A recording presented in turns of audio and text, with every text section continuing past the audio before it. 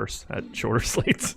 This is like my sweet spot too, as far as slate size goes. I prefer it for analysis, like you said, but even for playing, I love it. I want 10. I want it. I want more people to be able to pick guys that I don't think are even remotely viable, and that doesn't work out well for me. But that's not important. What's important is this is the NBA Strategy Show presented by SuperDraft. It is Thursday, January 30th. I am Josh Engelman. I am joined by Adam Scher. We are going to talk a little bit about this lovely six-gamer we have in front of us. And we can talk a little bit about how I think we both really just don't like Mike Conley. He's way behind Irving and Dame for me as far as people I don't like right now. Weird day yesterday, man. Really, really weird day. I've got lineup study up for yesterday's $20 mini 2020 special, 100K to first on DraftKings. Jake Puddle, a little bit of a letdown. Mike Conley, a lot of bit of a letdown. Yeah, it was. Those are the kind of slates where if you're diversifying your lineups, I was talking to Lofty about it. Like my night wasn't looking very good because a lot of my highest owned guys did really poorly, but they were also really highly owned by the field. And so I was just like, oh, it's one of those nights where you're looking at your lineups and you're just like, oh, these aren't really that good. And then in like the third quarter of the last game, you're going to just look down and it's like, oh, I have a chance to win. And, it's kind of nice. I enjoy those like low scoring nights. It's, obviously when chalk busts, it's a little bit easier to get first. I need to be sure to not accidentally share Slack right now. Woo. That one had some heat on it. I wasn't ready for it at all. Not mad about it, though. Not mad about it. It's funny. Rudy Gay, 6.7x.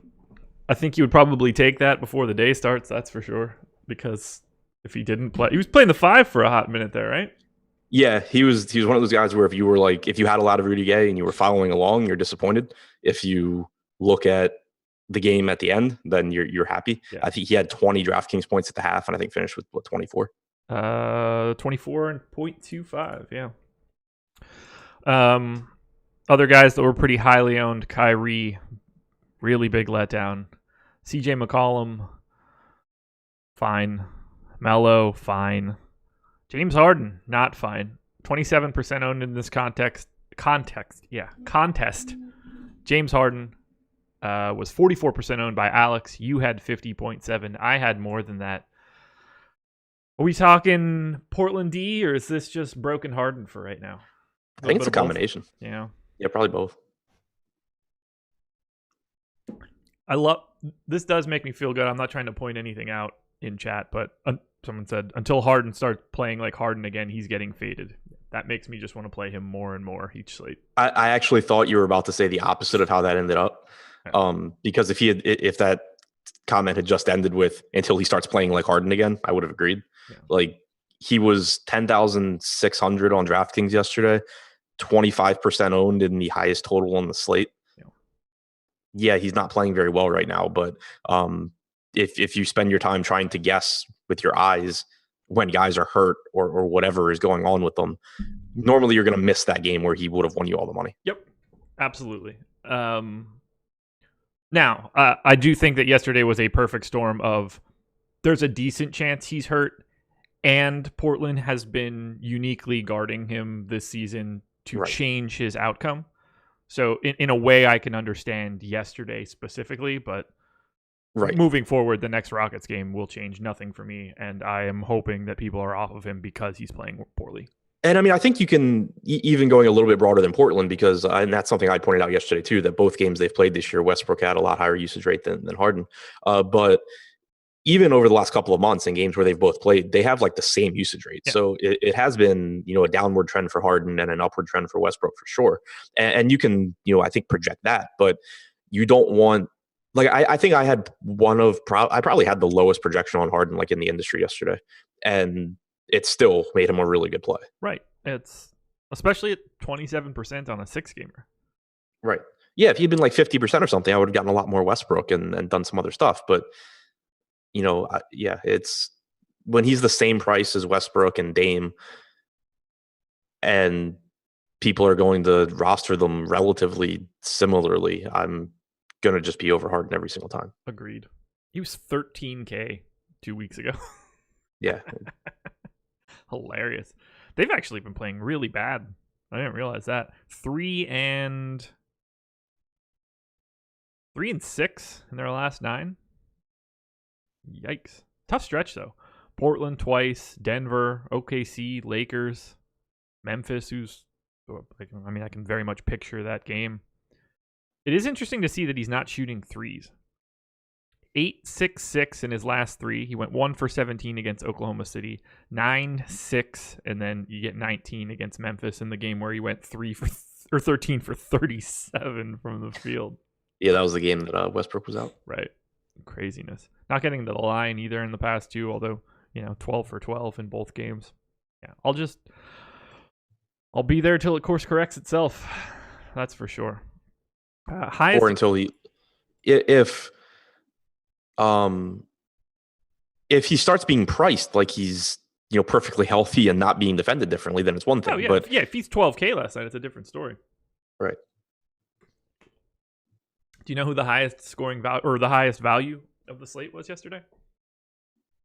I don't. There are 2 guys that went for 9x or higher. I'll let you guess either one of them. 9x or higher? Yeah. Prince? He is third. He went for 8.4x. Way more fun. I guess I know I had him some good lineups. Hutchison and Dort. Oh, yeah. I knew Dort because I was getting chased down by a lineup that somehow had him. Yeah, he was in 105 lineups.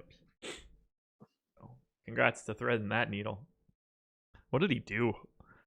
8 for 12 from the field, 24% usage rate, which looks to be the highest he's ever had. 1 steal, 1 block. Okay, so he just, he went 5 for 6 from 3. Say no more. Reggie Jackson, 37 and a quarter, 8.3x. Good for him. Harry Giles had a bit of a day. Mitchell Robinson woke up. That was fun to see. I was getting so much DeJounte Murray all day yesterday. Didn't feel comfortable about it. Sure enough, that was the day that he plays 30 minutes. 7 of 10. Yeah, I mean field. I had a lot of him too. He's just one of those guys where that's there in the range of outcomes. It's annoying when it happens on the slate where he's popular. Right, exactly. But let's take a look at the winning lineup from Squirrel Patrol. Okay. Yeah, he chopped it.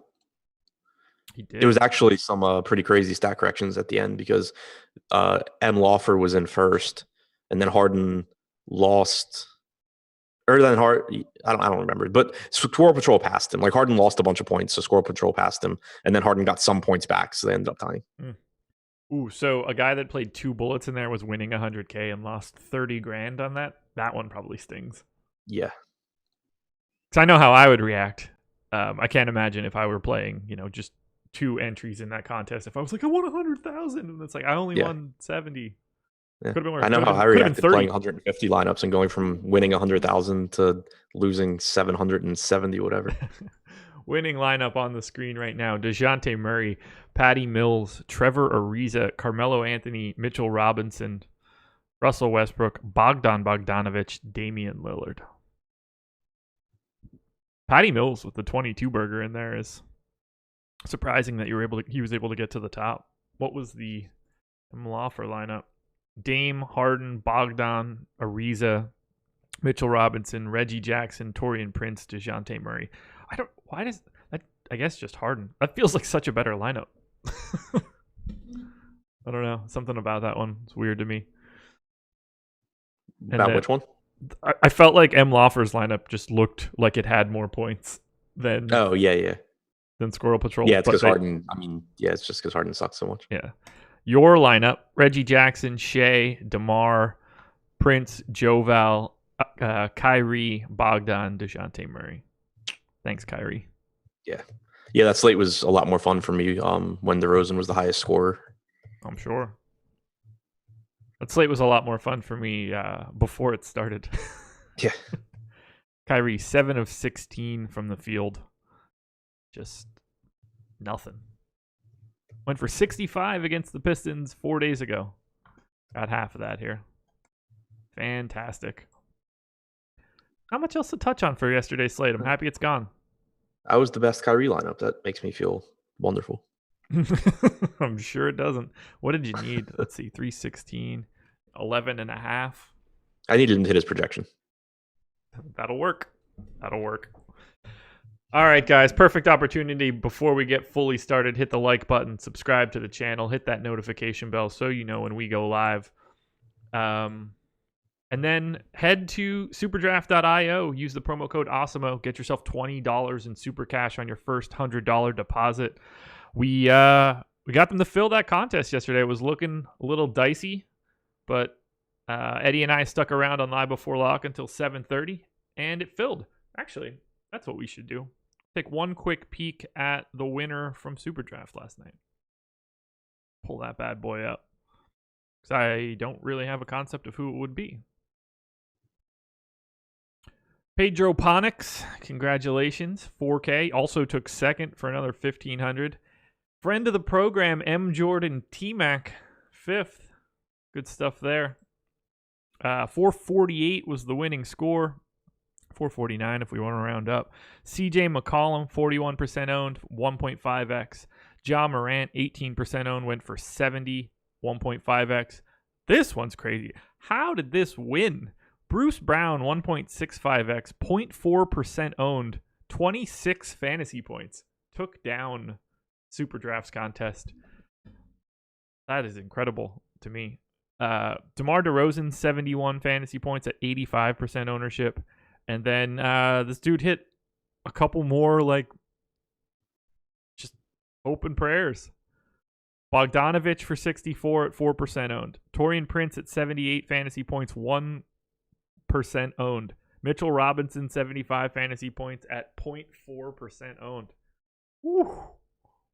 That's crazy. To get there on Bruce Brown going for 26, I wouldn't have thought was even possible. Not in this format. Like 25 is so hot. Like to recover from that is so much. Knowing that you needed an average of, what is that? 65 basically to take that down. To give back 40 on one roster spot. That's tough, man. Kudos to Pedro Ponix. Sorry, M. Jordan T-Mac. He probably didn't deserve it anyway. Pedro Ponix?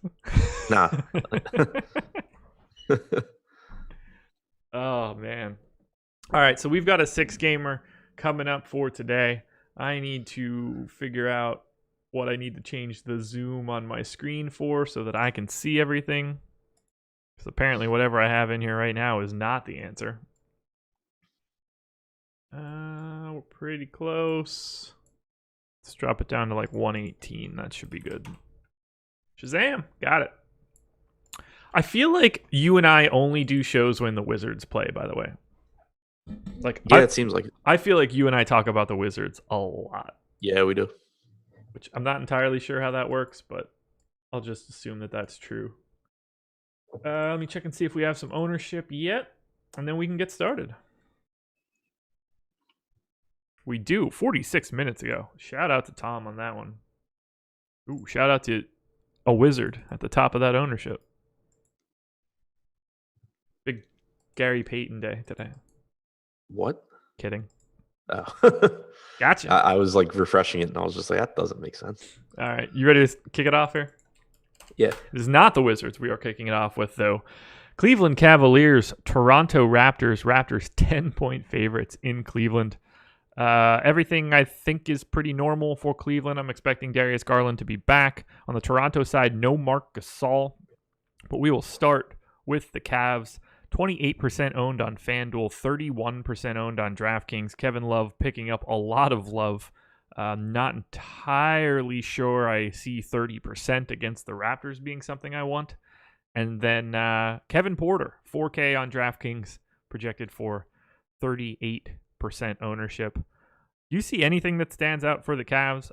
I am not terribly enamored with anyone. Neither am I. I mean, 7,200 for Kevin Love is okay. But I don't think I agree with it at that ownership. Obviously he can have a good game, but 7,200 is still expensive enough in a tough matchup where I don't feel very strongly about it. Kevin Porter doesn't make a ton of sense to me. He's 4K. You have Garland back. He played 26 minutes last game without Garland. But like, even if you're getting 24 to 26 minutes of Kevin Porter, 4K is fine, but I wouldn't say it should be one of the highest owned guys on the slate. Tristan Thompson's salary, I think, is interesting. Yeah. Down to 5,400 on DraftKings. I have no confidence in his minutes. I mean, we saw Nance close over him against the Bulls and the Wizards. He lost minutes in the blowouts to Detroit and to the Pels in their last game. But so we've seen, whether it's because of matchup or blowout, Larry Nance play the fourth quarter over Thompson 4 games in a row. With Gasol out here for Toronto, this is another spot where I think you could make Beeline could go either way. And so I don't have any confidence in Thompson's minutes.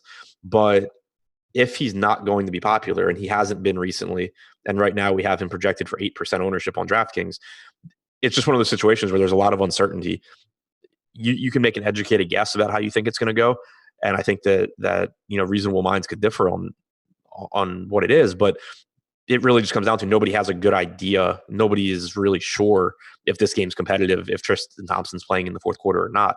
And if he is at 5,400, he's someone you want. If he's not, obviously that you don't want him, but he still could be okay at 5,400. It's just if he stays low owned, I think he's interesting. I agree with you there. 5K on FanDuel as well. I think that's worth a flyer at 2% ownership given the slate, but his minutes are a complete question mark. Like, I'm fine with Kevin Porter, but not at 40% ownership. I'm fine with Kevin Love. I don't need 30% of him. This is not a great spot, clear across the board. So I don't really have anything I want to recommend. Raptors, on the other hand, probably going to be okay recommending quite a bit of this. Pascal Siakam, 8,600 on FanDuel, 8,400 on DraftKings, essentially unowned. We have Serge Ibaka at 43% on FanDuel. That should make perfect sense. Marc Gasol is out. Ibaka is not a center. Just makes it really easy to get to a lot of him, and I agree. But I will happily go to Van Vliet. I will happily go to Kyle Lowry, both on FanDuel, around 10%. Essentially unowned on DK. Chris Boucher is a potential value option on DraftKings for the morning, at least at 4,300. How do you want to handle the Raptors in what's just a fantastic matchup against a terrible Cleveland defense? Yeah, I mean, I think that obviously Cleveland's defense is bad. The only downside is that they're not very fast, but still a 116 total here for Toronto.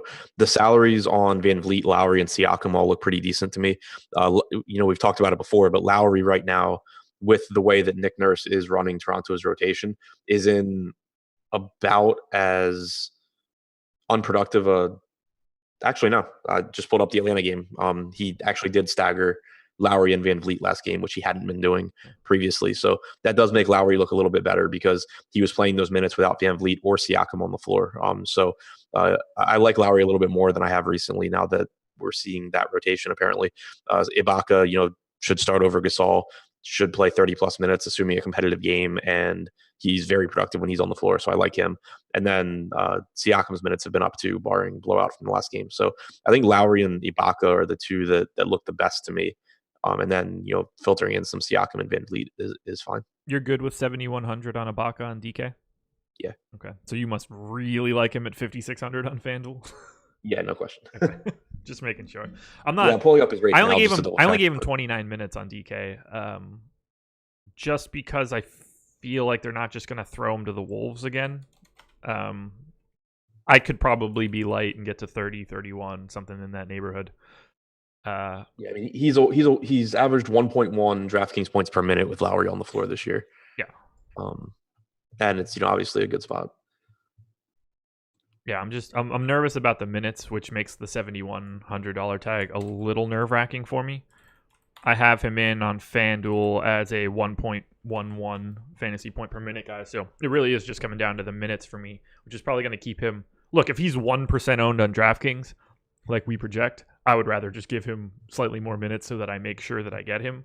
But it doesn't really matter what I project him for on FanDuel, and clearly the public feels the same way. And I'll be going 32 minutes on DraftKings. Okay. He started 14 games this year. He's averaged 31.7 minutes per game. Good to know. It's crazy. He's 43% owned. I think he's a no-brainer play at power forward today on FanDuel, and he's still not my favorite power forward. Wild shit. If you had to pick between Van Vliet and Lowry, who are you taking? Lowry, just because he's a little bit cheaper. Okay. And because really the deciding factor for me was the rotation last game. Of course, there's no guarantee that we see it again, but for most of the season, we've seen Lowry and Van Vliet staggered. And then last game, you got back to it. And especially the fact that Lowry was playing his minutes without Siakam while Van Vliet was playing his with Siakam, I give the edge to Lowry. Okay. Any Boucher? Probably not, unless he's getting like no ownership, but he's only center eligible on DraftKings. He's 4,300. So you're taking up a valuable roster spot. And I don't expect him to play alongside Ibaka. So actually, with Hollis Jefferson out, maybe he could. It is a big Cleveland front court too. Yeah. I gave him 19 minutes. That's why. Yeah. Which is why I also have Ibaka at 29.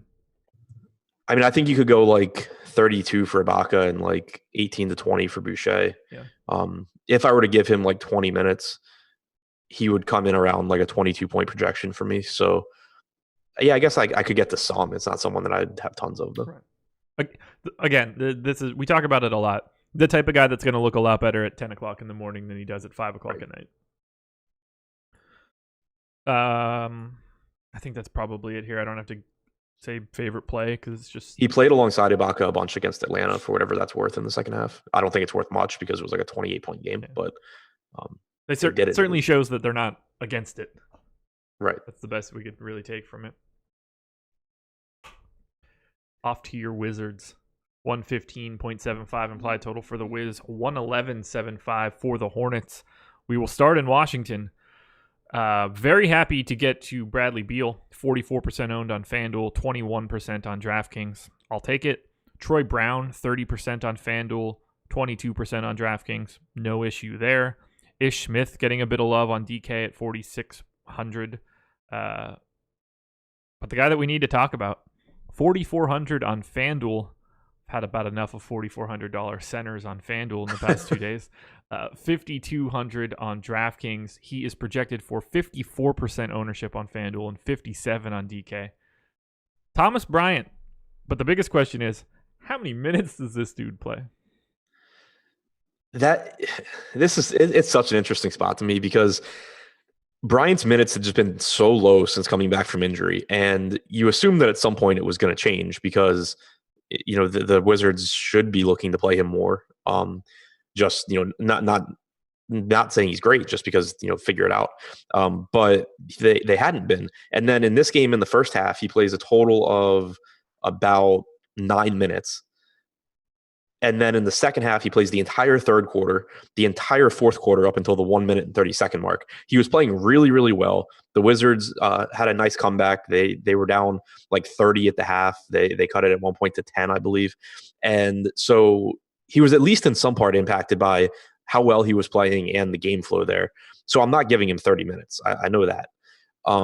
But I do think that the thing I keep coming back to is they should be giving him more minutes than these other guys that are clearly not future pieces for them. So, probably like 26 minutes for Bryant, I think is reasonable, somewhere in like the 24 to 26 range. Okay. I gave him 24 and he's flying off the page, obviously. Right. Like he can exceed that, but he also could go back to playing 20 minutes. Yeah. And if he plays 20 minutes, you're not even like, I'm dead. Right. Right. Are you at all surprised that he is the chalkiest play of the day? No.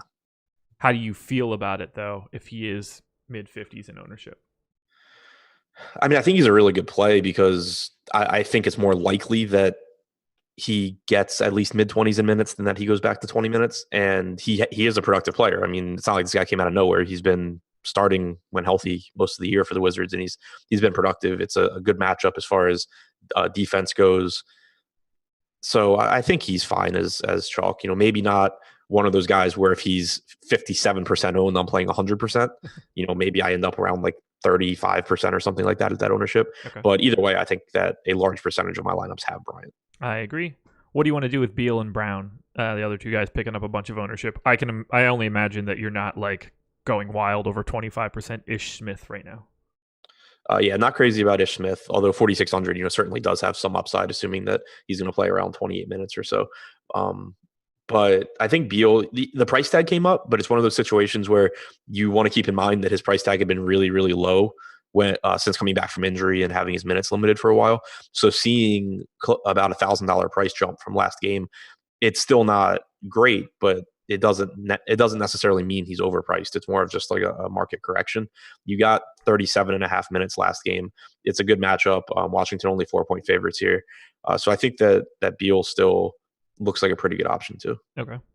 Yeah, I like him quite a bit at 9K on FanDuel, but like the position's kind of deep today, and he's already at 44% ownership. I don't see a lot separating him from, relative to salary from D'Angelo Russell, Van Vliet, Devontae Graham if he's feeling better and doesn't have rumbles in his tummy today. Asshole. Yeah. Oh my God. Don't even get Troy Brown's fine too, but he's one where I'm a little more concerned about his price jumping because his role is different without McRae. He's going to get more usage with that second unit. His minutes are more solidified without McRae. But it's, I think, more of a correct price tag on him now. Okay. So I'm fine getting there, but I don't think it's like as good of a value as when he was 4,500 last game. And way more fun to play on FanDuel where you have to play two small forwards. Sure. He just ends up in lineups with me by default pretty much no matter what the slate is, just because it's like, oh, what am I going to do? Play Kevin Porter? The answer is no. Anybody else? Bertans, IT, that should be it, right? No Bonga. Yeah, I mean, Bertans' salary jumped $1,000 too. That's a tough one to get to. I mean, I expect 30 to 32 minutes, and it's a good spot, but it's hard to pay like more for Bertans than for Bryant or Brown for me. Okay. Go to the Charlotte side. Terry Rozier, 6,800 on FanDuel, 7,300 on DK. Coming in off a really nice game with Devontae Graham being sick, making me sick. Devontae Graham, 6,600 and 7,700. Graham projected for a crisp 42% ownership on FanDuel. Rozier at 9. Just give me Rozier in that scenario. If I knew that those numbers were true, I'll just take my chances. Graham's been pretty bad as of late. What's today? Thursday? So Tuesday was no better. PJ Washington in the teens in ownership on DraftKings. Miles Bridges in the teens on DraftKings. Who do you like the most here? I think Graham. Okay. It's not with a ton of confidence because Graham, has dropped off and hasn't been playing as well. Over the last month, Graham's averaged 0.88 DraftKings points per minute. The usage is down to 22.9%. So, there are certainly reasons for concern, but I think the salary is appealing. The minutes are there. And most importantly, he's facing the Wizards, which, you could take some really, really bad basketball players and they would still average a point per minute against the Wizards.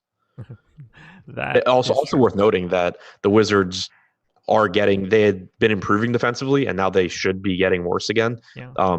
Because you're getting more minutes from Bryant and fewer minutes from guys like Peyton and Bonga. Speaking of getting worse defensively, Bismack Biyombo looks to be not playing as much for Charlotte, and Willie Hernan-Gomez is playing. That's not going to help defensively.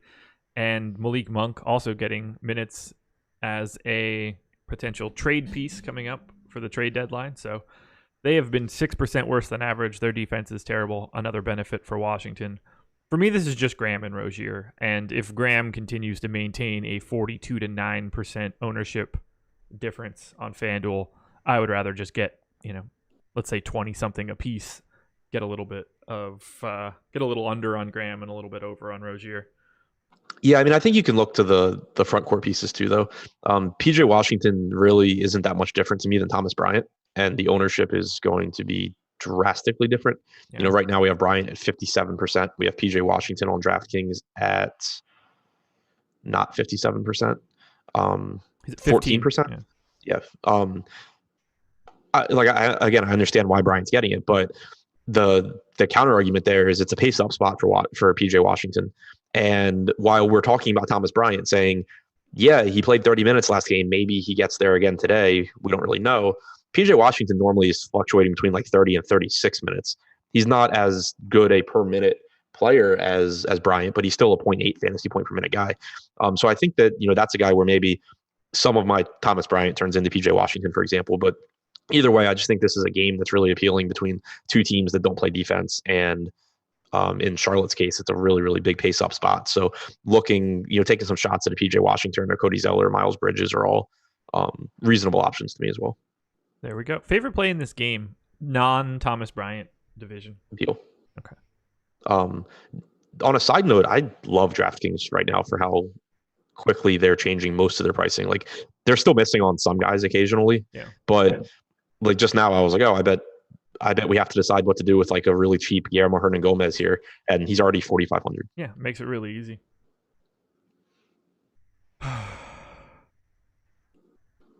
Here it comes. Atlanta Hawks, Philadelphia 76ers. Yes, the Philadelphia 76ers have a road game in Atlanta. Don't screw this up. 7.5 point favorites against the Hawks. We'll start with the Hawks. No Len, no Bruno Fernando once again. Trae Young is at 23% ownership on FanDuel, 12 on DK. John Collins, 27% ownership on FanDuel, 10 on DK. Kevin Huerter, around 30%. I love Trae Young at 9,500 on FanDuel. Maybe love's not the right word. I like Trae Young at 9,500 on FanDuel. I don't have much interest in John Collins on DraftKings. A little bit more in play for me on FanDuel. And I actually like Kevin Huerter more on DK than I do on FanDuel. I also wouldn't sleep on Cam Reddish at 4,500, but I hope that goes away as fast as possible. How do you want to handle Atlanta in a tough spot against Philly? Yeah, I mean, I agree with you. Trae Young at 9,900 on DraftKings is a good salary. The thing that I mentioned on the podcast with Dan last night was it's a perfectly fine salary for Young. Like he's clearly got a monster ceiling. He plays huge minutes. Assist percentage goes up with John Collins on the floor. Usage rate still around 34%. All that stuff's great. It's just it's kind of weird pricing at point guard where you have like $1,000 drop to Ben Simmons and then you have some other, high upside options. So I'm interested to see how much exposure I actually get to Young, but I do like him here. I do think that even though it's a tough matchup against Philly, he's just so involved offensively in so many different ways that it's still a good play. Kevin Huerter's salary, a tough matchup, but 5,300 for a guy that is playing 34, 35 plus minutes is he doesn't have to be that productive to pay that off. So I do like Huerter. John Collins, I'm lower on. He had a big game against Toronto last time out, but his usage does take a hit with Trae Young on the floor, drops to about 22.5%. The rebounding numbers are better at the 5, but a tough matchup here having to deal with Embiid as well. So I would say Young's my number one guy from Atlanta, followed by Huerter, and then if you mix in some Collins, I think that's okay. Okay, yeah, I mean that's pretty much exactly where I'm at. This is just a really tough spot for the Hawks. Not so much of a tough spot, though, for the Philadelphia 76ers. Hawks defense, really bad. John Collins has no hope whatsoever of handling Joel Embiid in the post.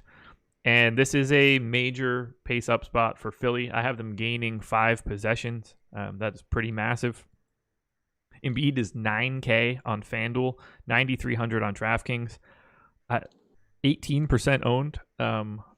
Sign me up for 9K Joel Embiid always on FanDuel. I have no problem getting to Ben Simmons, although he is 40% owned across both sites. No real problem getting to Tobias Harris. He is in the mid-30s, however. Al Horford, if he plays, I think looks reasonable at 6,500. Revenge narrative, if you people want to get into that. But Embiid is my clear star here. And I only gave him 29 minutes. I'm trying to be as pessimistic as possible about him being out there, about this potentially being, a blowout and them being light on him. But at 9K, it doesn't even matter. And if I gave him even more than that, I wouldn't be able to get him out of my lineups. Yeah, Embiid to me seems like one of the best plays on the slate. He's 9,300, and it's kind of similar like we were talking about at the top with James Harden, where you have to keep in mind like sometimes it's easy to look and you think of all the negatives or the things that could go wrong, but then this salary just takes them all into account. Yeah. There's really nothing you could tell me about Joel Embiid that would justify him being lower than this price point outside of like he's going to play 10 minutes or something. Like knowing that he's going to play at least, or expecting he's going to play at least 26 minutes since that's what he played last game, probably a few more. He's playing against the Hawks, which is a really fast-paced team that doesn't play defense. It's a good individual matchup with Collins, who ranks in the 32nd percentile in post-up defense this year. All that's great, and really there's just nothing but upside for Embiid at this price. So really like him. But then also 8,900 for Simmons, who Simmons isn't a guy that I normally roster a lot of, but this is the kind of spot where I love him, in a fast-paced game where he can get out in transition, have some success. And being back isn't a positive for him, but it's also not the end of the world because Simmons, outside of those recent games where he was shooting a little bit more, doesn't see a huge change in his production with or without Embiid. So it's still more of this guy plays big minutes and is playing the Hawks thing, even with Embiid out there. I wouldn't read it all into the fact he only played 27 minutes last game. Maybe some people jump to the conclusion that like they're taking minutes away with Embiid back or something, but it was really that Raul Neto went absolutely nuts off the bench, played the entire second quarter over Simmons. So not concerned there. I think he looks good. And then Tobias Harris at only 7K would be better, I think, if Horford is out. But even if Horford's in, you're still expecting 34, 35 minutes from Harris in a really good spot. Yeah, it's going to be really difficult to get away from the main four guys from Philly today. That's just how bad Atlanta is. They have the second highest implied total on the slate.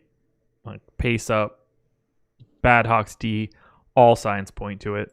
The fact that it's a road game, I think, is beneficial. In theory, it should stay slightly closer. But Embiid is my clear star here. Kind of makes me it makes me nervous again if Thomas Bryant really is getting a ton of ownership at center. But this, I would happily just split it down the middle, honestly, and have just that much Joel Embiid. Yeah, which is another reason Bryant is more valuable on DraftKings, even though he's more expensive. Yeah. Him having that power forward eligibility is so huge, where you don't have that same portal thing. In addition to having competent pricing now, is they're still not being great about limiting MPE, but they are doing a much better job than they were before. So there's more value when you find someone like Bryant that you can play a power forward. Yeah. And he should be a power forward. I mean, they have played him at power forward. Is the power forward? Yeah. Anything else from the Sixers? Like, do you get the Thibault or Korkmaz or anything? A lot depends on the Horford news. There's nobody that you're going to be like super excited about, but if Horford's out, you would expect at least enough minutes from guys like Korkmaz and Thibault and Milton that they could pay off 4K or 4,200 against Atlanta. Not guys I'd be jamming in, and I would be setting rules to make sure I don't get them together. But I think that they would benefit if Horford's out. Favorite play in this game? Embiid. Okay. Didn't know if you'd go to Trey, so. I would say, yeah. Like Embiid, Simmons, and Trey are all pretty similar, but I think I would lean Embiid. All righty. Halfway point, guys. And we've got 532 people and only 78 likes. I give you guys the thumbs down, but I'll happily take that away in order to get some thumbs up from the rest of you. Let's push that number up a little bit. Don't want to look like our competitors and just not get nearly enough. So be sure to hit that thumbs up button. We really appreciate it. Subscribe to the channel. Hit that notification bell so you know when this show and every other show goes live. Free content for today. The NBA strategy syllabus. It's a survey of some of the guys that work at Awesemo. We answer a bunch of questions, favorite cash play, favorite GPP play, teams to avoid, stuff like that. That will be free today. It usually comes out early afternoon to late afternoon, depending on when news is coming in. NFL Showdown ownership is free today. So if you want to try to get an idea of where everything is looking for the Super Bowl, you can check that out. And then NHL rankings are free. Alex will have his game plan stream at 4 p.m. behind the paywall, last one for the week before he does the deeper dive tomorrow with Adam. NHL strategy show at 4 p.m. with Jake. Deeper dive with Lofty and Adam today at 5 p.m. And then tonight, 6 p.m. live before lock, Chris Spags, Sal Vetri taking you up until 7 o'clock. No extended show today. So it'll just be till 7 p.m. But yeah, I appreciate the likes, guys. I saw that number just jump to 123. We're fantastic. We're fantastic. I appreciate you guys. We appreciate those thumbs up. It really helps the channel grow when we can make our videos rank higher than everybody else's. It's really that simple. 3 to go. This one should be a barn burner, but it is incredibly important for DFS. 116.25 implied total for the Celtics, 103.75 for the Warriors. I am going to go in with the assumption that Jason Tatum will not play today. I do not have him in, so that is the baseline. I hope that he doesn't. If he is in any way iffy, I would expect the Celtics to just be like, you know what? A home game against the Warriors, we probably don't need to risk it. And if Jason Tatum is out, it's going to be very difficult to get away from the entire starting 5 of the Boston Celtics. All 5 guys made my contender series this morning. Check that out if you haven't. And hit the like button there as well. That one makes me feel really good. I'm just going to throw it to you right now. All 5 guys are picking up, well, everyone but Marcus Smart is north of 30% ownership on FanDuel. Hayward, Smart, and Tice are all under 10, and Brown is 11 on DraftKings. I want significantly more than all of that on DK, and I understand why everybody is where they are on FanDuel. Just talk to me about the Celtics in general. Kemba really stands out to me on DraftKings if Tatum is out, because you got a price bump on Jaylen Brown, you got a price bump on Gordon Hayward, and on Marcus Smart, and on Tice. I think that those guys are all fine, but the reason that Kemba stands out so much more is that now you have him similarly priced to Jaylen and Gordon Hayward. And if you look at Brown and Hayward, for example, without Tatum on the floor, they're right around 1 fantasy point per minute guys. Kemba Walker's a 1.3 fantasy point per minute guy. His minutes projection is in the same range as Brown and Hayward. So there's really no reason that Kemba's salary should be even close to Brown and Hayward. If you're going to make Brown and Hayward 74, 7,500, Kemba should be like 85, 8,600, and he's not, or maybe even higher in the spot against Golden State. So Kemba stands out as an absolute top play here. Jaylen and Hayward would be my next 2 guys. They do get a lot of usage. Brad Stevens does generally stagger the minutes. So normally you're going to get Jaylen Brown playing with the second unit a bit, which is nice. Hayward does a little bit as well. So both of those things are appealing. And then you're getting a bunch of minutes from Marcus Smart. So I'm with you as far as liking all of the starters here. I think Daniel Tice is the one that I would be the lowest on, but even he's okay. Like, you're still expecting around 30 minutes from him. And he's like a 0.97 fantasy point per minute guy on average. So all 4 of the starters, or all 5 of the starters, sorry, are, I think, good options here. Kemba is my clear number 1, then Jaylen, then it gets closer, and I would say Hayward, Smart, Tice. Okay. This will come as no surprise. I'm a little bit heavier on Tice, but again, that's more of a morning thing than a night thing. Tice would be the first guy to come down, and the guys that are more expensive would certainly rise as we get closer to lock as value comes out. I really like Tice on FanDuel, $5,200 power forward. Very little to worry about there. I'll rank them on FanDuel in comparison to DK, since you gave the DK perspective. It's hard to get away from Tice as a value play on FanDuel. Just power forward, 5,200. He doesn't need much to hit value. I would say Kemba would be 2, Jaylen Brown 3, Hayward 4, Smart 5. But honestly, I want all of these dudes. I don't have really any interest in anything else from Boston, but if Jason Tatum doesn't play, the Warriors' defense is terrible. You're just going to have a lot of these guys. Do you set any groups for the Celtics?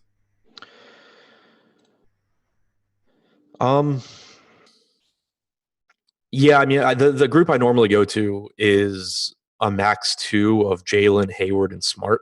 Yeah. And we had talked about that before. The reason is that Kemba's going to be a high usage guy, basically, no matter what.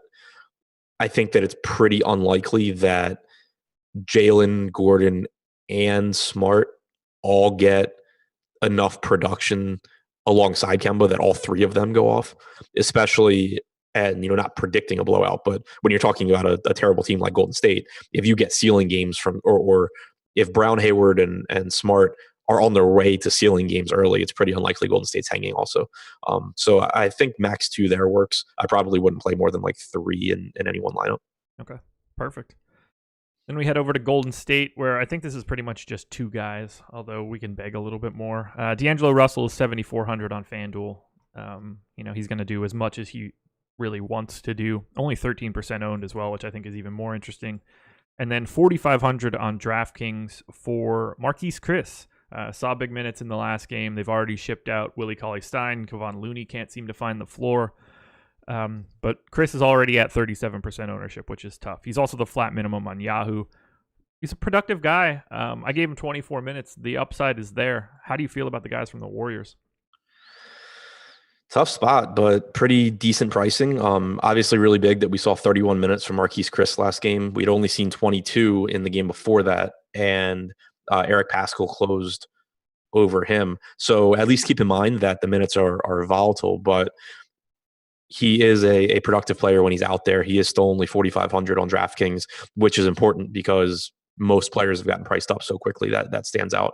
So even if you expect like 24 minutes or something for Chris, he ends up being a good value, and he has the potential to get more. D'Angelo Russell, tough spot, but playing big minutes, and the salary is reasonable. The thing that makes it difficult is that he's more expensive than Kemba. So on one hand, it's a situation where you could just directly pivot there, and if Russell does outscore Kemba, you're putting yourself in a really good situation in tournaments. But I also think that Kemba just outscores Russell a very high percentage of the time. So that's kind of difficult. Draymond's price came up. He's played 30 plus minutes in 2 straight games, but still not a very good scorer. Still doesn't get tons of assists since Russell's out there as well. So I would say that Chris, then Russell, then Draymond are my top 3 from Golden State in that order. That sounds good to me. We're pretty much in the same spot there. I expected them to try to showcase Alec Burks a little bit more, but it doesn't seem like that's happening. But I don't really expect him to be on the Warriors in a week and a half. We shall see. Kemba, favorite play in this game? Yes. Alrighty. Not a great DFS game coming up, but certainly a really fun actual game. Denver Nuggets, Utah Jazz. Nuggets 1.5 point favorites at home. Still without Jamal Murray, still without Paul Millsap. Nikola Jokic is in double digits in ownership. Will Barton in double digits in ownership. Monty Morris picking up a little love on FanDuel at 4,400. I'm not really wild about anything here. I think Will Barton looks pretty good at 6K, but he is, just not been getting the volume that you would like. I know that because I've been rostering him nonstop for 2 weeks. And then Jokic for 10-2 looks fine. He's just going to be really difficult to prioritize over Joel Embiid. Are you seeing anything from Denver that stands out? Jokic. The 2 you mentioned, Jokic in particular. I think that right now with the way ownership projections look, we have Jokic at 21. We have Embiid at Embiid at 11. Yeah. In that case, I would just be getting to more Embiid, but I expected that changes throughout the day because Embiid is 9,300 against the Hawks, and Jokic is more expensive against the Jazz. Right.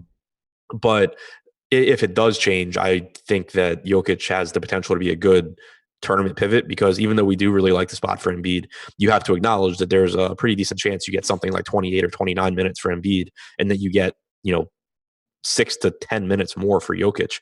And because he is playing more minutes without Plumlee, and because Murray and Millsap are out, you're getting more assist opportunities. You're getting more usage for Jokic. So even though it's not a good matchup, he's doing everything. He's playing big minutes, and the salary is pretty affordable. So if he's higher owned than Embiid, my assumption is that I don't get quite as much Jokic as I would. But if his ownership does come down and Embiid goes up, as I expect to happen throughout the day, then Jokic starts to become a really appealing tournament option just because of his upside.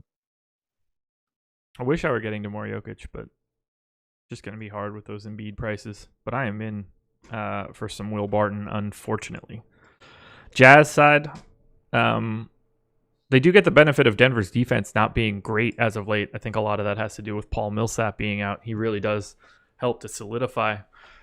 Rudy Gay, 9K on FanDuel, so comparable to Joel Embiid. 3% owned. That is appealing to me. And then... Did you say Rudy Gay? Did I say Rudy Gay? I don't know. I was only half listening. I might have just misheard you. Decent chance that I did. those Rudies all look alike. Donovan Mitchell, 7,200 on both sites. To me, that is the most appealing play from the Jazz if I'm evaluating across both. But a lot of this is just sort of filler to me, and it shows on DK. 15, 15, 10, and 18 for Gobert, Mitchell, Bogdanovich, and Ingles from an ownership perspective. Yeah, apparently I definitely did say Rudy K. Whoops. I would like roughly 10% of Gobert, Mitchell, Bogdanovich, and Ingles on DK, although Mitchell would lead the charge there. And I'm going to put Mike Conley's minutes at a spot where I don't get them. Yeah, I agree with you as far as, secondary options. It's just tough because, I think individually they all look fine, and I agree Mitchell's the top guy here at only 7,200. But like you look at Gobert at 8,100, and you can either it's a fine price, but you have Ibaka for 1,000 less. You have like Thomas Bryant for a lot less. You have Embiid for not that much more. So getting to some Gobert I think is fine, but it's tough to prioritize him. Bogdanovich at 6K is still a pretty good salary, but the problem you run into is that he's a high usage guy, but he doesn't contribute a lot in the way of peripherals. So for one, it makes it relatively easy for him to bust since all you need is a bad shooting night. And two, even if he shoots well, it's hard for him to have that game that like really puts him over the top because he's probably not getting you a double-double. So those two things hurt him. As far as Conley and Clarkson go, I think there's a pretty decent chance one of them ends up being a good value. I set a rule last night. I'll do it again tonight, not to have them together. Clarkson is a high usage guy, doesn't contribute much in the way of peripherals with this team. Conley still, kind of working his way back, hasn't been particularly high usage since coming back, and he is playing minutes alongside Clarkson, which certainly doesn't help in that regard. Donovan Mitchell's out there as well. So I think you can at least buy somewhat into the fact that Conley's usage rate since coming back from his injury is lower than it was overall this season. He is playing a lot of minutes with Clarkson and Mitchell. So the price tag's still cheap though. And just because he played 21 minutes last night doesn't mean he's not playing 24 tonight. Just because Clarkson played 29 last night doesn't mean he is playing close to 30 again tonight. So I think that, projecting maybe like 22, 23 minutes for Conley, maybe like 25 minutes for Clarkson makes sense. And at those salaries, they're not going to jump out as top plays, but they probably will get sprinkled in as just, high upside, relatively volatile for their price point guys that can help fill out some tournament lineups. Damn you, Mike Conley. 0.74 FanDuel points per minute over his last 30 days. Is he washed? Is this just Utah? What do we like? Just ignoring DFS, just like basketball for a second. What do you think is up with Mike Conley? Just hurt? I have no idea. That's crazy. Man, Memphis sold at the right time. He in the 6 games since he came back, 21.6% usage, 14.1% assist percentage. For comparison, for the season, both of those numbers are a little over 23%. I wouldn't be surprised at all if the recent performance that's coming back is really, really heavily having to do with Clarkson. Wouldn't shock me. Favorite play in this game? Jokic. I don't know if I have one. It might be Mitchell for me, honestly. Tricky. Closing it out. LA Clippers, Sacramento Kings, 12-point favorites for the Clippers in Sacramento. It's looking like the Clippers are going to be at full strength. Kawhi, Paul George, Pat Bev. I've got everybody in right now. Not a lot of ownership coming to this game. Kawhi and Paul George at 12 and 13 respectively on FanDuel. Pat Bev at 22 on DK. I like Lou Will for 5,600 on FanDuel, even if those guys are all in, just because if he gets hot, he's going to just keep gunning. But this just doesn't feel like a game I'm going to have a lot of volume to. Does anybody stand out to you from the Clips? Not really. Interested to see if we get any news on Paul George's minutes. He has missed 9 straight games, but it sounds like he was, getting, full run in. So I don't know how limited he'll be. If he's not really limited, 8,200 is obviously a good salary, but it's still in the context of the slate, probably not something I get to a lot of. Kawhi is similar to like Dame Lillard was last night, or the last 2 games really, where he's still good enough and still productive enough and still has the opportunity to outperform his salary.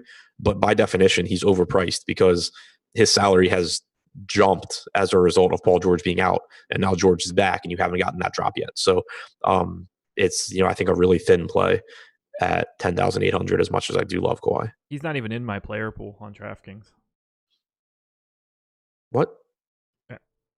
I just can't imagine getting to him with all these guys back at 10-8 given this slate right now. Yeah, I mean, I still think he's going to end up projecting for me as like one of the highest raw points on the slate. So I have him 46.9, 6th as of right now. But I have him. If we locked in 5 minutes, I would not have a single share of Kawhi. Yeah. Oh, yeah. Okay. So did you mean he's not in your player pool like you crunched and you didn't get to any? Yes. Okay. I thought you meant like you weren't including him in your crunches. No. And I was just like, that seems really weird. No. I would never exclude someone with a raw point projection like that. Yeah, okay. That's why I reacted like that. I was just like, so like if Fantasy Cruncher was like, hey, you should be playing Kawhi Leonard, you're just like, nah, I don't want that. No, he just wouldn't show up. Okay, now I'm following.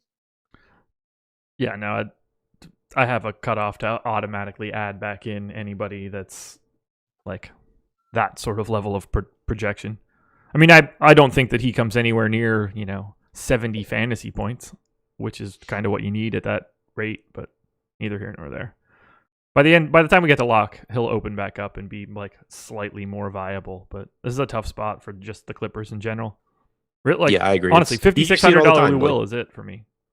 Right, and there's even, and I mean at that price it's fine, but even with Lou Will, because he's relatively cheap on DraftKings too, I think there's at least some concern that with George being back, Doc Rivers could go back to staggering the minutes between Kawhi and George, and then you have Lou Will never having run without one of them on the floor. Then we get to the Kings, where we are getting a lot of ownership. De'Aaron Fox is roughly 30% owned. He did make my contenders for today, so I'm obviously a fan. Bielitsa, 10 to 15% owned on both sites. Bogdanovich, 20% owned on FanDuel at 4,300. 32% owned on DraftKings at 48. He was also part of the contenders today. And then Dwayne Dedmon, currently sitting at 31% ownership at 3,700. How do you want to manage the Kings in a tough spot against the Clips? Not really that interested. Like De'Aaron Fox's salary looks good at 7,600.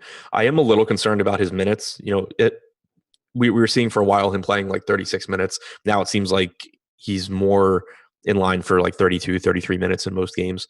It is a tough spot against the Clippers defense, assuming that they now have George and Beverly back as well. So I think Fox is fine. I would still have Kemba ahead of him, for example, at that price point. Certainly a spot where Bielitsa could get a lot of center minutes. For that reason, I'm kind of hesitant on Dedmon.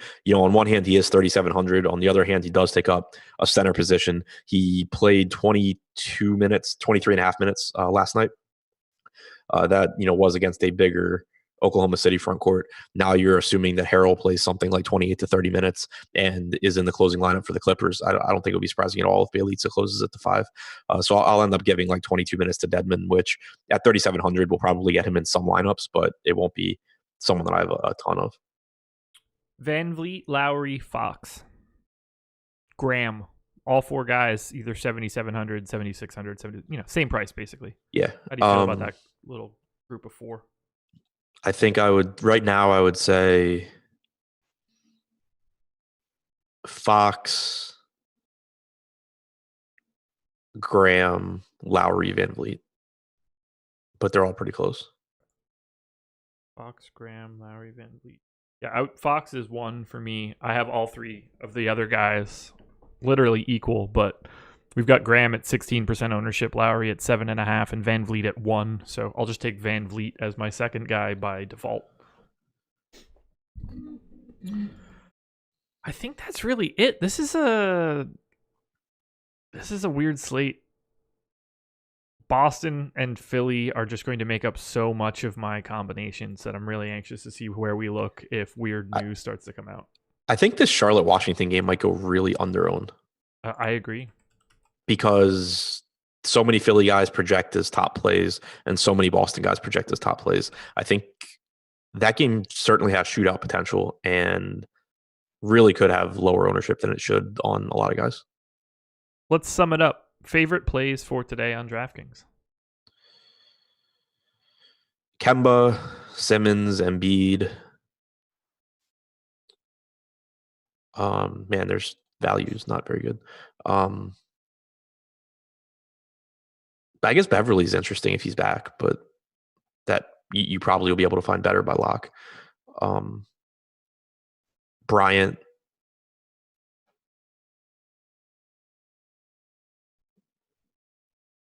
Yeah. I guess Trey at 9,900. There we go. FanDuel for me, Kemba Walker at point guard, Ben Simmons, De'Aaron Fox, and Terry Rozier. Those 4 guys going to make up quite a bit of my exposure. Shooting guard, Marcus Smart, Devontae Graham, Van Vliet, D'Angelo Russell. Small forward, Jaylen Brown, Gordon Hayward, Troy Brown. A lot of Brown. At power forward, Daniel Tice and Serge Ibaka are the clear top 2 for me and for the public. Al Horford could sneak in there as well. And then at center, 2-horse race, Thomas Bryant, Joel Embiid. Just depends on how much salary you need. Guys, one last chance. 630 of you in here, 187 likes. Let's at least get that number north of 200. It'll make me feel significantly better. We got tons of content coming out throughout the rest of the day. Be sure to go check out the Contenders video, which was posted before this strategy show, and tune into everything that we have, both video and free content for the rest of the day. Adam, you'll be back for the deeper dive, correct? Yeah. There we go. Unless you're giving me a choice with that question. I certainly was not. I don't even control those choices. Guys, thank you so much for joining us. Subscribe to the channel. Thank you for hitting that thumbs up to get us over 200 likes. We really appreciate it. Best of luck tonight, and we will talk to you later.